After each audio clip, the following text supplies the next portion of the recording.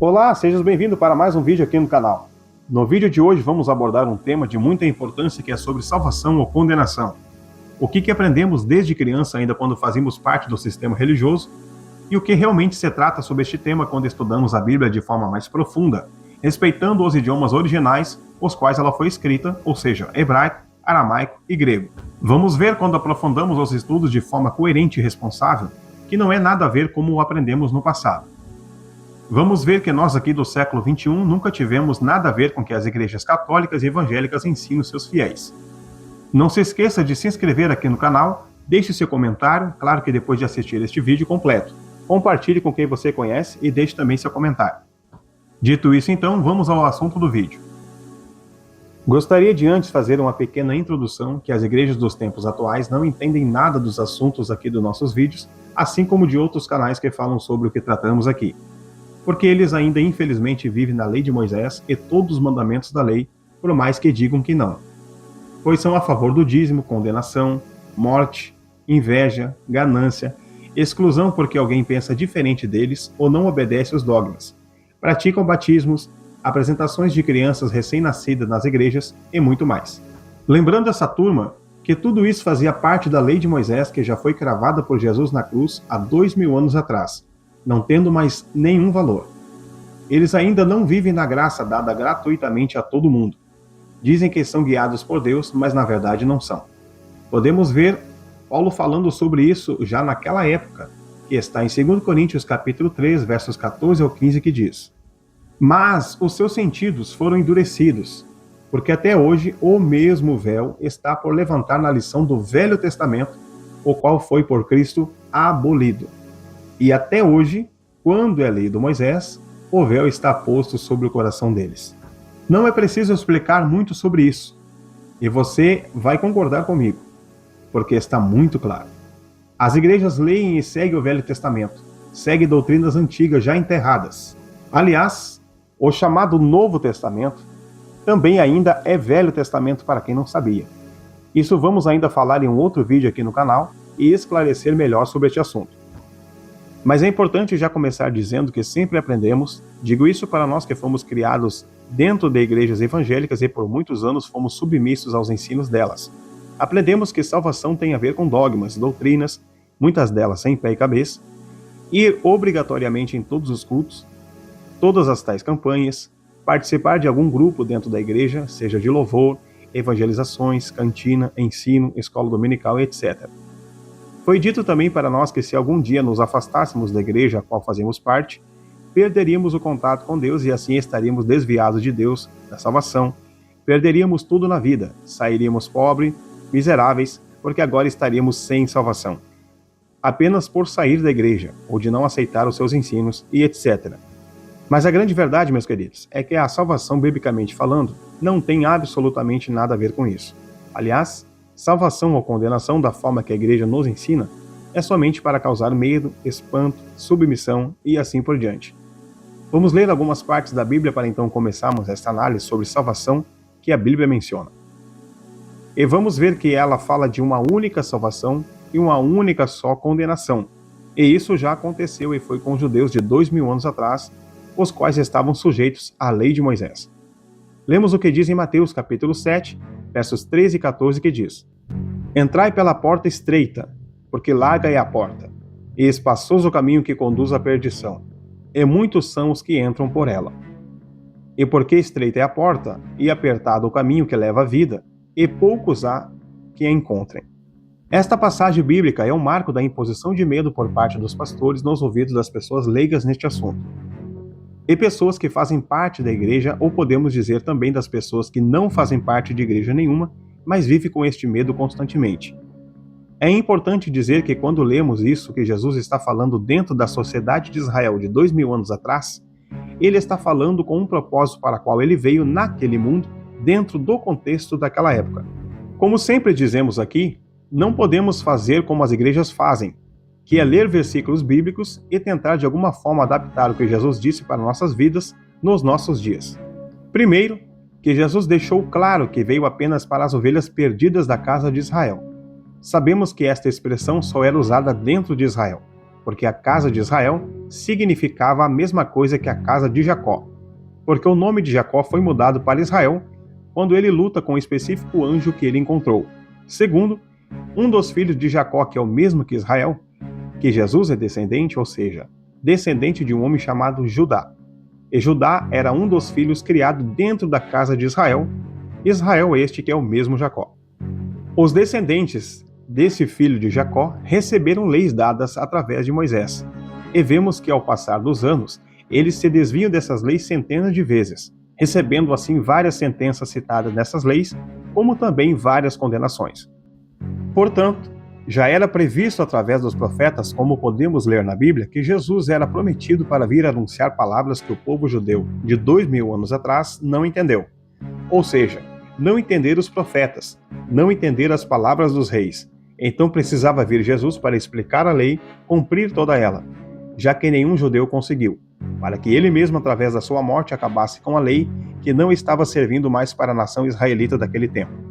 Jesus, então, deixou claro que não veio pregar aos gentios, isto é, para pessoas de outros países, e sim somente dentro de Israel, assim como também os seus discípulos. Portanto, quaisquer palavras de Jesus sobre salvação ou condenação não têm absolutamente nada a ver conosco aqui do século 21, e sim com Israel, ou a casa de Israel, que era o mesmo Jacó de 2000 anos atrás. Outra coisa que ainda temos que entender, que a lei que Israel de 2000 anos atrás recebeu, a famosa lei de Moisés, era um ministério de condenação e morte. Quem pecava era sentenciado à morte, à condenação, apedrejamento, queimado vivo, olho por olho, dente por dente, como sabemos muito bem que a lei de Moisés assim ordenava.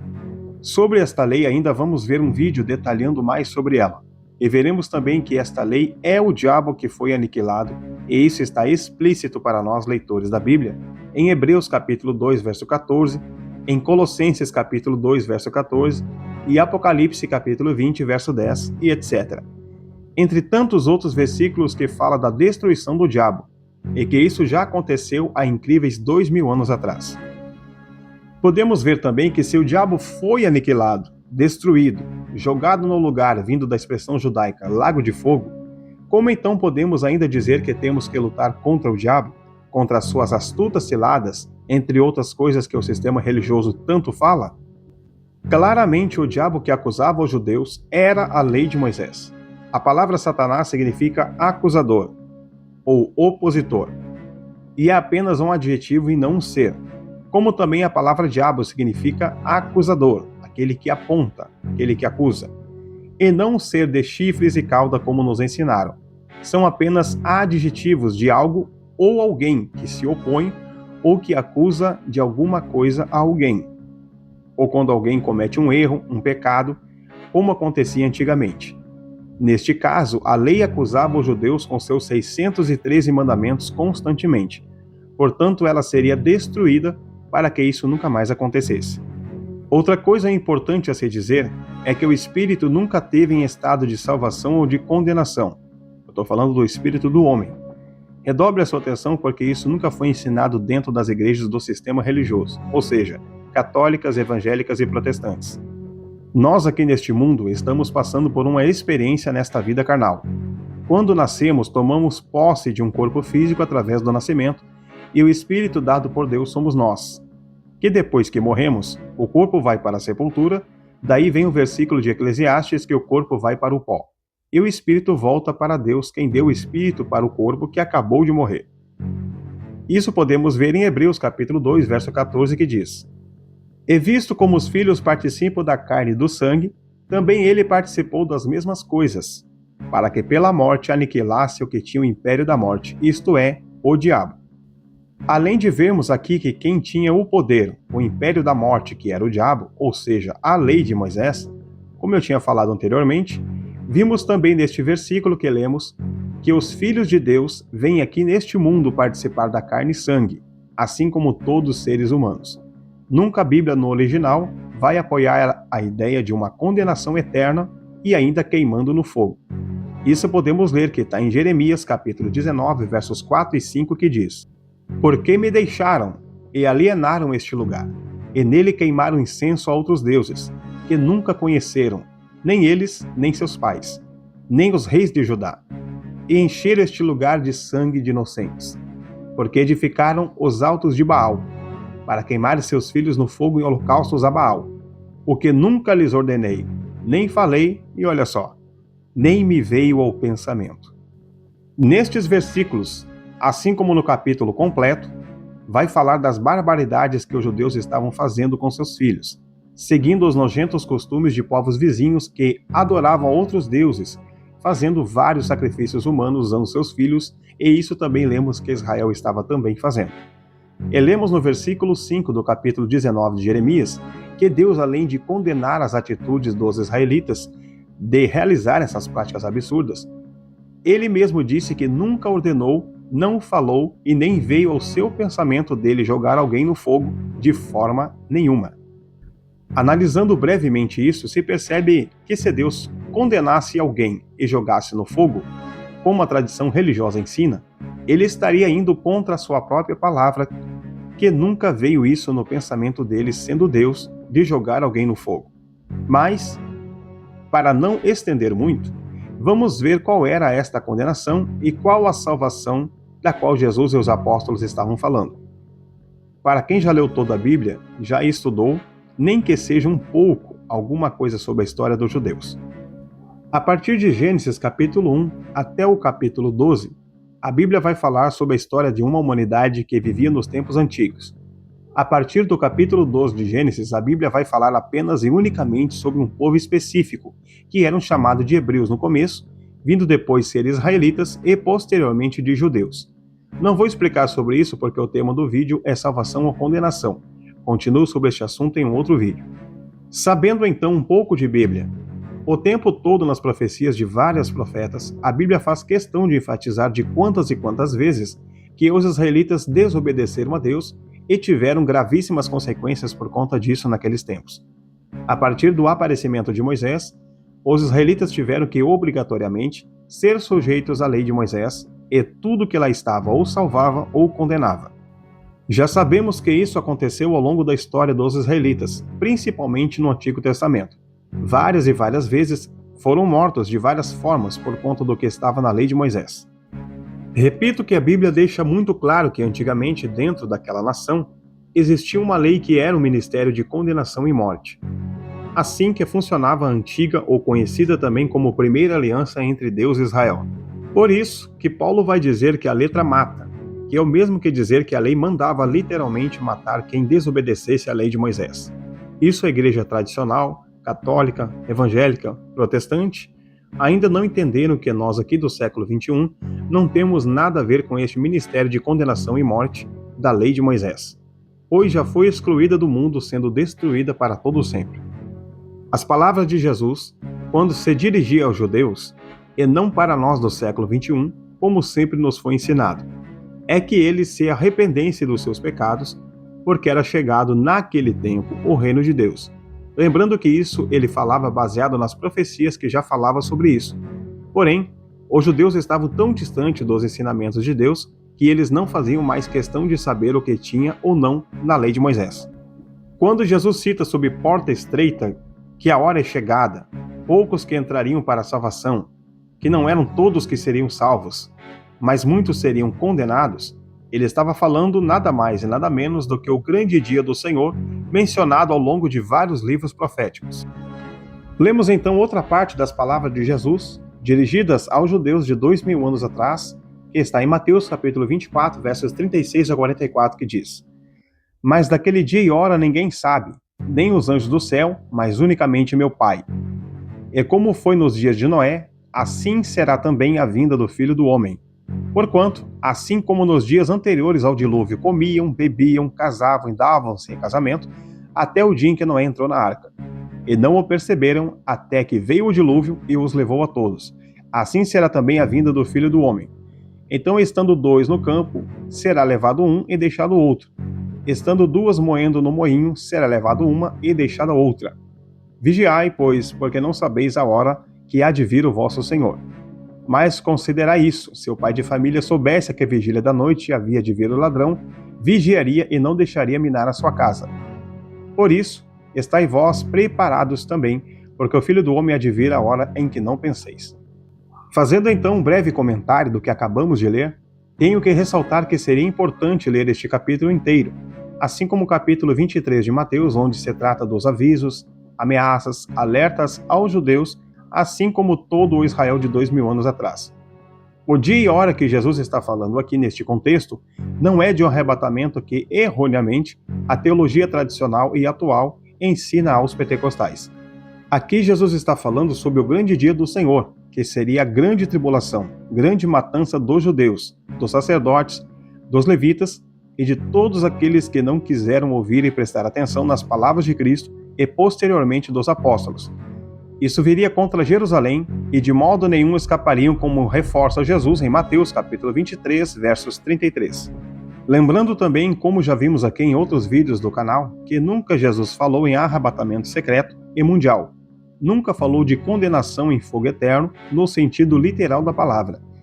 E sim, ele sempre falou palavras usando metáforas, muitas metáforas, ou seja, ele fez comparações usando parábolas, usando trigo, vinho, usando sementes, usando senhores e servos, usando fermento, usando fogo, usando queima de palha em dia de colheitas na agricultura, para exemplificar o que ele estava querendo dizer. Como o assunto era muito difícil para os judeus, que não queriam mais saber de Deus. Ele usava estes exemplos para tentar alcançar ao máximo todos os públicos de ricos, classe média, pobres e mendigos da época, lembrando que isso era dentro de Israel. Jesus também cita nos versículos que lemos de Mateus 24, citando os dias de Noé, em que as pessoas foram pegas de surpresa. E isso aconteceu de fato. Os judeus de 2000 anos atrás foram pegos de surpresa pelos soldados romanos durante a repentina invasão da destruição de Jerusalém e da população. Foram poucos que escaparam. Outra coisa importante entender é que somente os judeus sabiam da história de Noé, já que isso estava nos ensinos que eles recebiam desde crianças sobre os profetas, sobre Moisés, Elias, Eliseu, Sansão, Adão e tudo o que eles fizeram. A forma que Jesus descreve que um será levado e o outro será deixado, ele está falando metaforicamente, ou seja, falando de uma forma poética, usando linguagem de comparações, que quem ouviu as suas palavras e deu atenção, não receberia em seus corpos o peso da condenação, que era ser morto de forma terrível pelos soldados romanos, no grande dia da vingança, o grande e terrível dia do Senhor.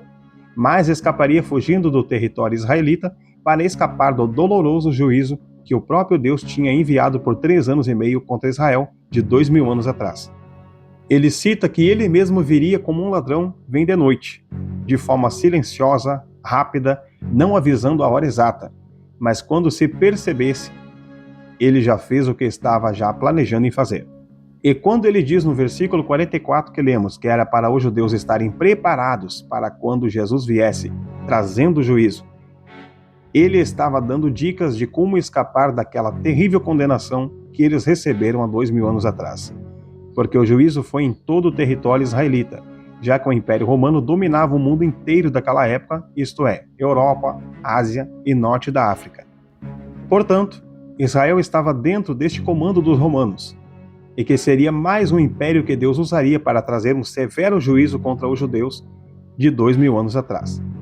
Jesus declara que no dia que Jerusalém fosse invadido pelos exércitos romanos, como podemos ver claramente em Lucas 21:20, seria ele próprio que estava voltando, mas não de forma visível, como o sistema ensina, e sim em forma de vingança contra os judeus rebeldes, assassinos, cruéis, invejosos e todos aqueles que mataram ele, entregando-o para morrer e com morte de cruz.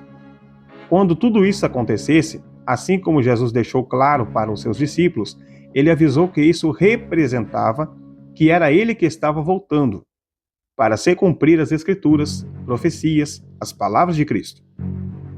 Mas nunca disse que viria de forma visível, ele mesmo aparecendo.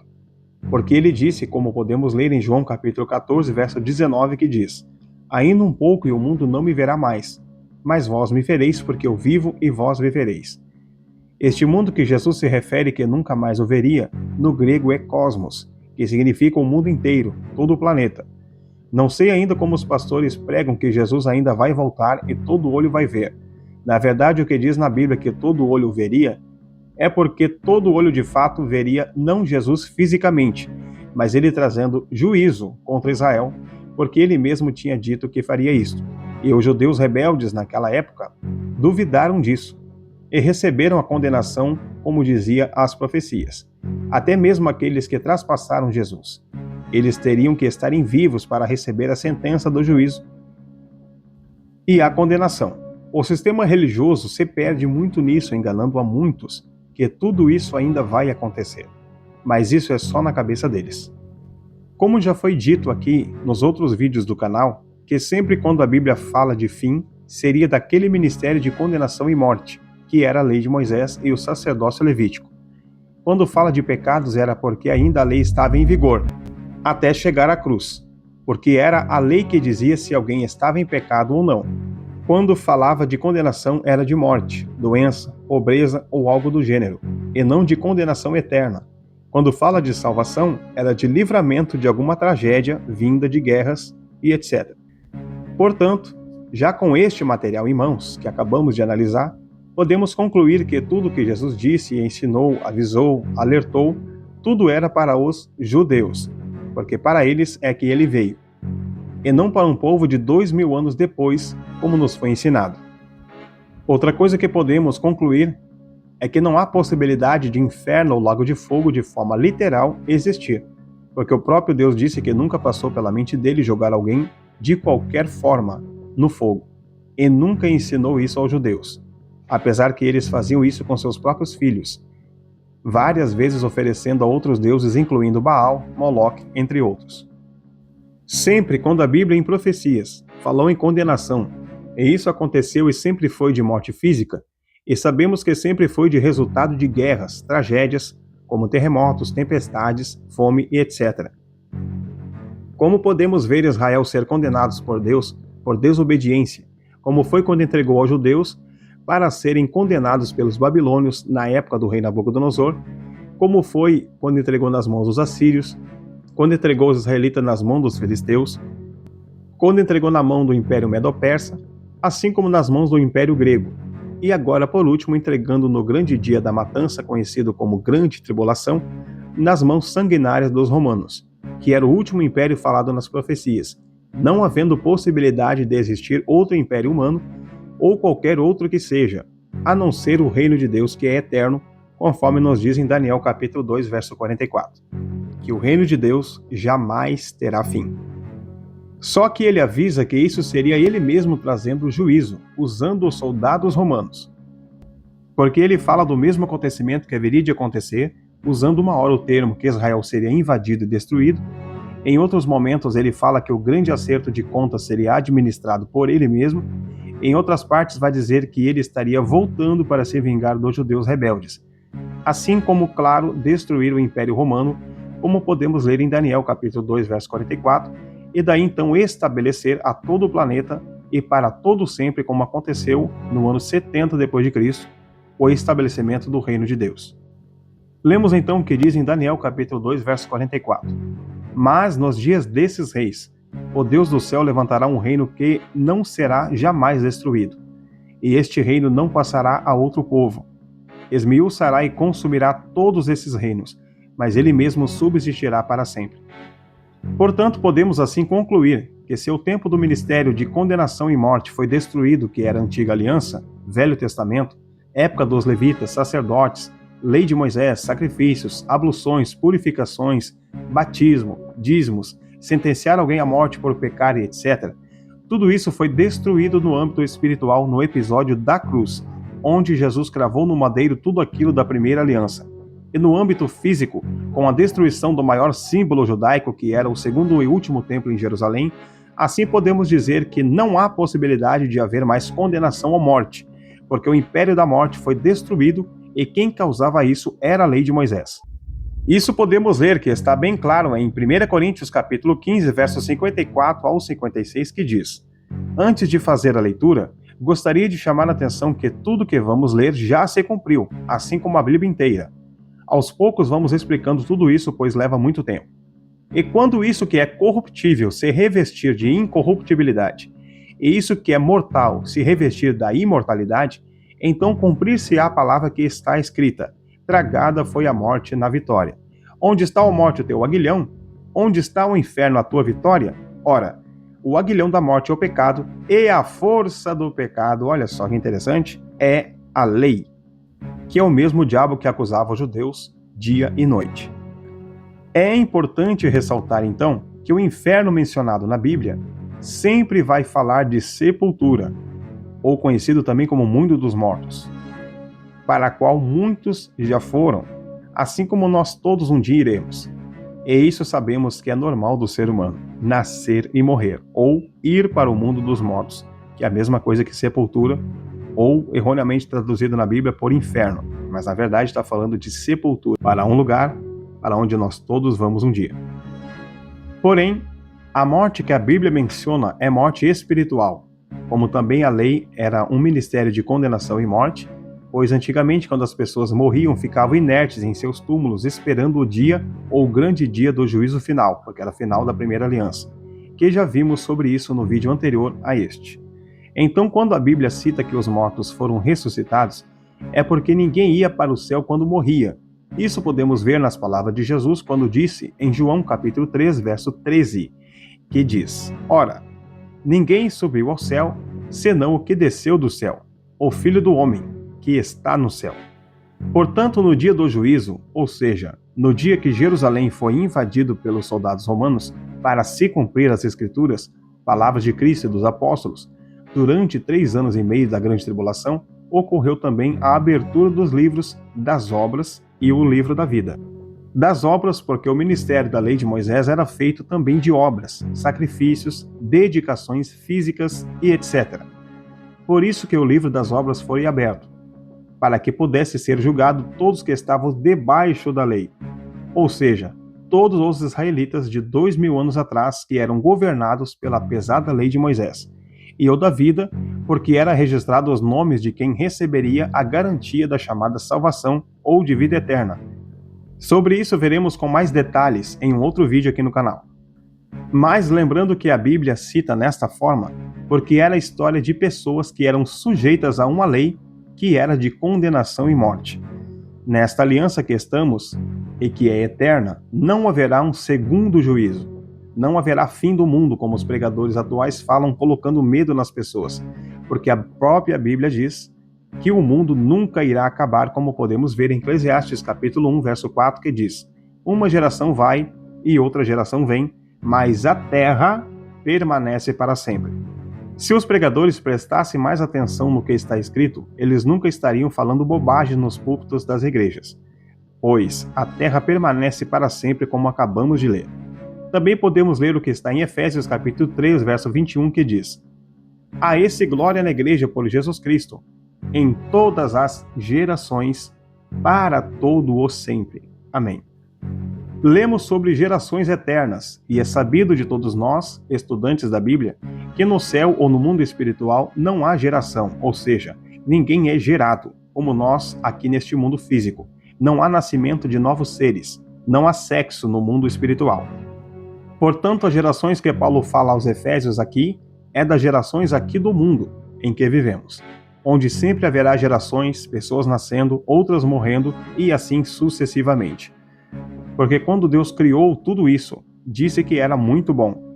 Por que destruiria algo que ele mesmo disse que achou bom quando criou, como nos dizem várias vezes em Gênesis? Vemos que a forma que as igrejas pregam e ensinam não tem nada, mas absolutamente nada a ver com a Bíblia.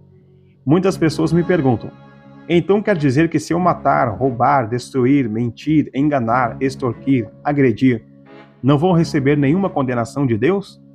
Na verdade, a pessoa que faz esse tipo de pergunta é porque dentro dela tem todas essas vontades. Porque se a pessoa precisa de alguma religião para frear as suas loucuras, então podemos concluir que essa pessoa não presta. Aliás, nunca prestou para nada. Antes de responder sobre isso, eu pergunto: e os ateus que não acreditam em absolutamente em nada, ou seja, Deus, diabo, demônios, deuses de qualquer religião que seja, se comportam não tendo em mente nenhuma religião ou regra para dirigi-los no dia a dia? É porque eles entenderam que a essência do ser humano não está em uma religião, e sim dentro do próprio ser humano, sabendo que não é lícito tirar a vida de alguém, não é lícito roubar alguém, não é legal mentir ou qualquer outro tipo de maldade. E isso eles ensinam seus filhos, ao contrário de muitos crentes que ensinam tudo errado mesmo tendo a Bíblia em mãos.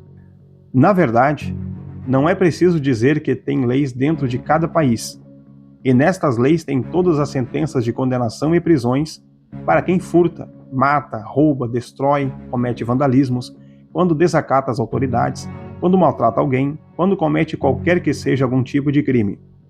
Temos leis para isso. Como nos diz em Provérbios capítulo 26, versículo 3, que diz: o açoite é para o cavalo, o freio é para o jumento, e a vara é para as costas dos tolos. Portanto, a lei funcionou no tempo que funcionou, mas dentro do Israel de 2000 anos atrás. Já sabemos que esta lei não existe mais. Aquele ministério de condenação e morte foi destruído.